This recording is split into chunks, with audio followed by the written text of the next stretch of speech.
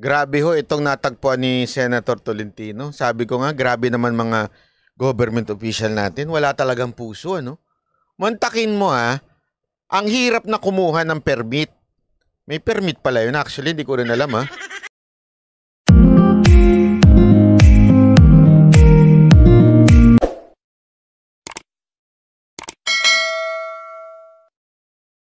Presong legal. Pero bago tayo pumunta ron, isang tanong na lang kay Mr. Michael Ang. Pag kayo ay hinuhuli dahil hindi ayos yung inyong certificate, kayo hinuhuli dahil wala kayong certificate galing sa Marina, nahihirapan kayong kumuha ng certificate, totoo ba na kinukumpis ka pa yung isda na nahuli nyo? Meron po kaming nabalitaan po dating bangka. Walang certificate dahil walang nahihirapan mag-register sa Marina, yung nakahuli kayo ng dalawang banyera o 3 banyera na isda, i-confiscate pa yon? Opo. Bakit? Yun ang hindi po namin alam. Yan ang penalty dahil wala kayong certificate, hindi kayo rehistrado sa Marina. Opo. Ayan, taga mo na Marina, napabalik ako rito. Bakit nahirapan silang magrehistro kasi malayo, luluwas pa ng Maynila. So ang penalty, pag nahuli sila na wala yung permit nila, i-confiscate pa yung 2-3 banyera na ilang araw nilang pinaghirapan. Saan yun? Grabe ho itong natagpuan ni Senator Tolentino. Sabi ko nga, grabe naman mga government official natin. Wala talagang puso, ano? Mantakin mo ang hirap na kumuha ng permit. May permit pala yun. Actually, hindi ko rin alam Para pala mangisda ka, may permit.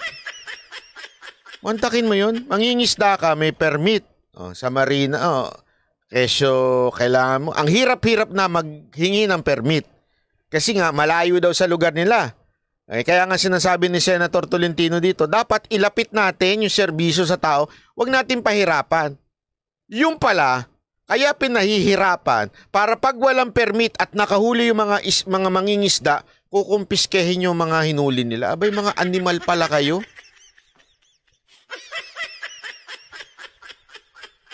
Ayan ang puna ni Senator Tolentino. Napakawalang niya nyo naman. Kawawa naman yung mga mangingisda natin. Sila yung nakikipagpatintero dyan sa mga Chinese. Ang lakas nyo makapuna na, ito mga Chinese, dinaig nyo pa yung mga Chinese Hindi totoo, isipin nyo, dinaig nyo pa yung mga Chinese. Bakit? At least yung Chinese, hindi pa nakukuha, pinipigilan sila. Kayo, pagkakuha nila, saka nyo kukunin. Pinagod nyo pa, mga animal kayo. Pinagpahirapan nyo, tas pagka walang permit, kailangan nyong kunin. Bakit? May kutungan din pala sa dagat. Oo. Tingnan natin kung ano dahilan nitong marina na ito. Dadalhin yung isda. Tambako, lapu-lapu, saan dadalhin nyo? Specifically, categorically deny po yung ginagawa. Kung allegation na kinukuha po yun. For the record, Kawawa na sila. correct. Hindi makaluwas na Maynila, ng isda ng 5 araw, 6 na araw, uhulihin nyo, kukunin nyo pa yung isda. O sabi pa nito ni JC Auto Detailing, parang ang dami mong alam May mga kaibigan ka ba mangingisda dyan? Sa Bohol nga, may 1 million multa, tapos kukuhanin pa yung isda. Lupit naman ninyo. Correct, sir. Hindi Again, na siguro makatao yun. hindi po talaga makatao yun. May specifically and categorically deny kung meron pong ganyan. Dinideny nitong marina na ito. Okay? Dinideny nila, hindi daw totoo. Allegations kay Marina po But meron po tayo kasing ibang tao on the ground. Not only, kasi po ang Marina naman po, nasa opisina, very seldom na bumabayan sa port areas natin. Enforcement At Correct po. Correct po. Pero hindi naman po yan araw-araw na nandoon sa puerto. May mga ibang tao po dyan sa puerto. Kaya kung pwede natin i-clarify, Marina ba o hindi? Mr. Michael so pag hinuli kayo, kukumpiskahin yung inyong isda, banyera na pinaghirapan ninyo, pati banyera kinuha o wala nang iniwan sa inyo? Baka binigyan, magbigay ng permit, babawiin yung isda, ganun ba? Paano nangyari dito? Kung lang po, kuka na lang po kami. Papauwi na po. Ibigay nyo naman yung isda. Po. Sa pagod nyo. Eh, nahuli na po kami. Wala po kaming magawa. Grabe, no? Hindi, ako, Teka muna. Oo. So, kinuha yung ito lang sa akin, hindi ko naman tinotolerate yung hindi nila pagkuha ng permit. Okay, dapat kumuha silang permit. Kasama naman yun. Pero ito nga yung sinasabi ni Senator Tolentino. Ito mga to, kukuha naman sila ng permit kung madali. Di ba? I mean, sa tingin nyo, magiging tamad pa silang kumuha ng permit kung madali naman. Ang problema kasi sa Marina, sabi na nga mismo nung boss nila, nandun lang naman daw sila sa opisina. Ay ba, yung mga gunggong pala talaga kayo? Kayo mga Marina na to. Bumaba kayo sa opisina ninyo. Pumunta kayo sa ground. Ibig sabihin, kayo ang lumapit dito sa mga mangingisda para hindi sila mahirapan. Kasi ang sinasabi ng Marina, bigay natin yung side ng Marina. Sinasabi nila, hindi daw sila yung nangungutong sa baba. Okay, yun ang sinasabi nila. Pero ito nga ang problema. Ang hirap kasing kumuha ng permit ninyo, kaya yan ang nagiging dahilan ng mga nangungutong sa baba. Naintindihan nyo? Eh kung sana madaling kumuha ng permit, nandun kayo sa ground, eh di sana walang kokotong dito sa mga mangingisda natin. Ganun lang kasimple yun. Padaliin ninyo ang pagkuha ng permit para hindi sila makutongan. Eh magdadahilan pa kayo eh. Ay, hindi naman kami nangungutong. Kutusan ko kaya ho kayo, sir. Hindi kayo nangungutong ha. Sige. Sabihin na natin, hindi talaga kayo nangungutong. Okay? Although, inaalam nga ni Bato dito, bakit di mo pa pangalanan kung sino yung nangungutong?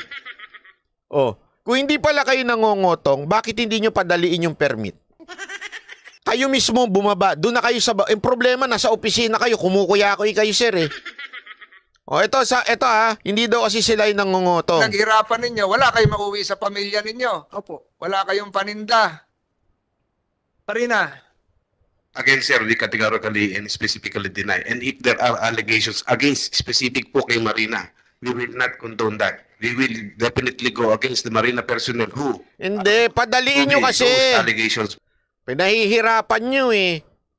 Ganito lang kasimple yan, di ba? Kung kunwari, halimbawa lang, pero ngayon medyo madali naman na yan until nung pinakailaman ni Guadis. Pero ngayon, madali naman na kumuha ng LTO na lisensya. Di ba kung pahihirapan natin yung mga kababayan natin kumuha ng lisensya, sobrang hirap, malayo sa kanila. Isipin nyo, kunwari ganon. Naturalmente, maraming traffic enforcer dyan, nakukutongan yung mga mga nagdadrive nating mga kababayan. Ang punto nga dito, padaliin ninyo para hindi ho sila makutongan. Di ba? Parang So, for the record, sir, very seldom ang Marina po on the ground. Again, meron po tayong mga lumabas na sa bibig ni Kuya. Very seldom daw yung mga Marina sa ground.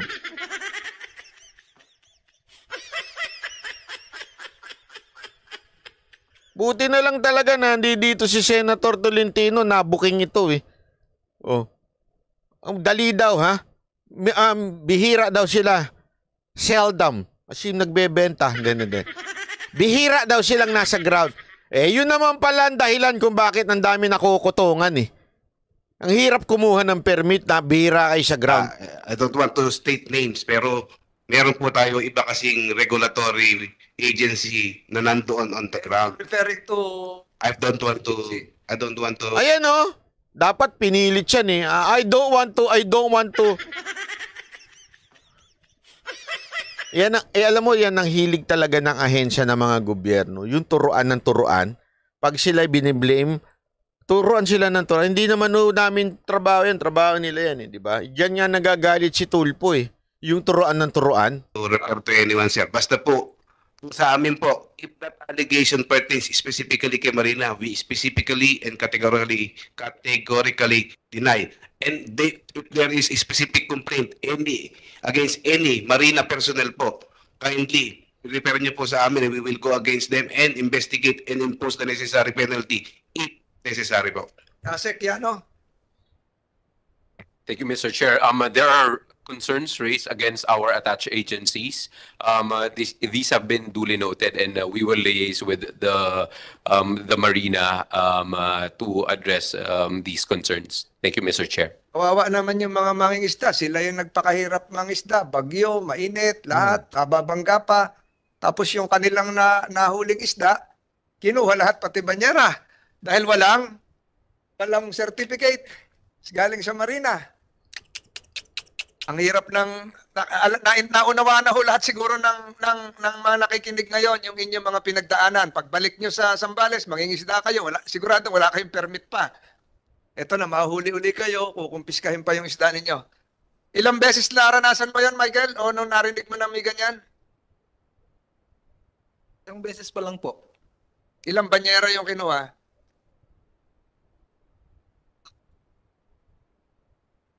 Dalawang tulinada po. Ba, marami yun. Tonelada, marami yun. Hindi kayo nagreklamo na? Reklamo natin po yung nahuli. Ito yung mothership, yung malaki na. Opo, yung malaki na po. Kinumpis ka na lahat yun. O, sabi tuloy ni Garsky, baka mas okay pa sana makasalubong ang China. Paalisin ka lang. At least, tama naman yun, di ba?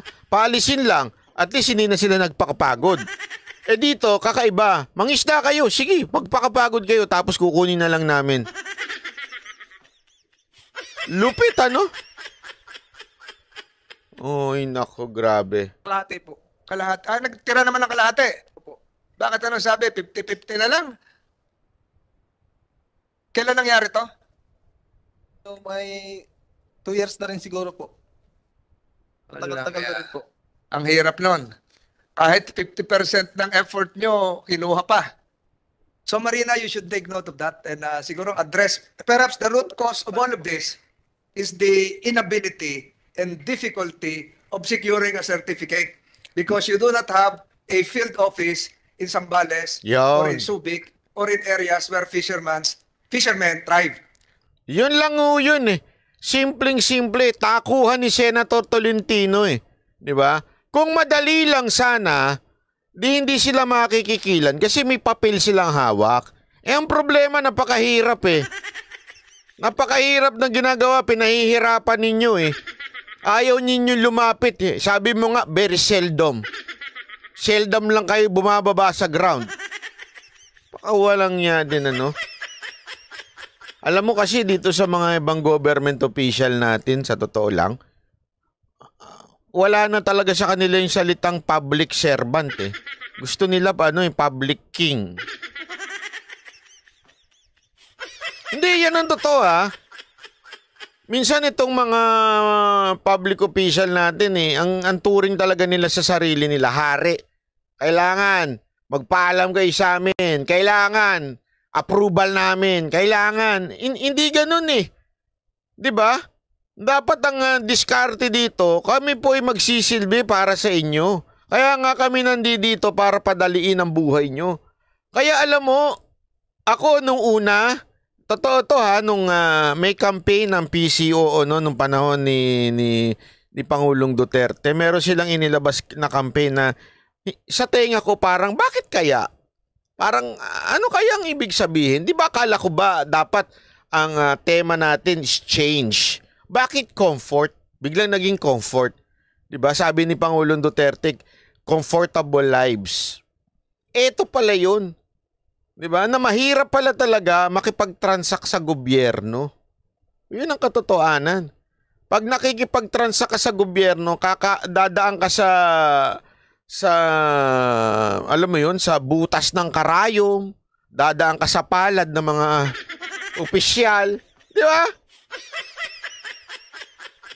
Kaya pala, nung panahon ni Pangulong Duterte, ang pinakatema ng PCO, comfortable lives. Ibig sabihin, gusto ni Pangulong Duterte na mas maging komportable ang mga kababayan natin pagdating sa pagsisilbi sa bayan. Yun pala ibig sabihin nun.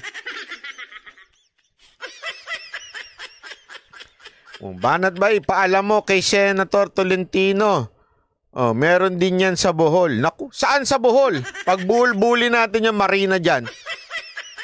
JC, Dotto Detailing ngayon na. Ipapasa ko itong video to kay Senator Tolentino. Senator Tolentino, oh. May sabi dito ating kababayan, meron din daw sa Bohol ng mga ganyan.